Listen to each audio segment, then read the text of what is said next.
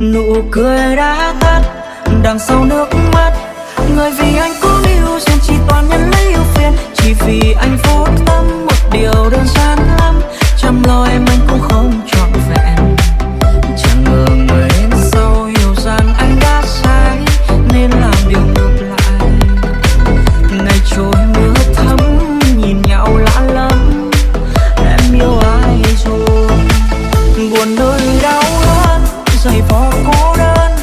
Từng dòng tin đến vô tận cho ai vẫn thấy im lặng. Nhận ra sau tất cả mọi lần anh vấp ngã không đau bằng như lúc này.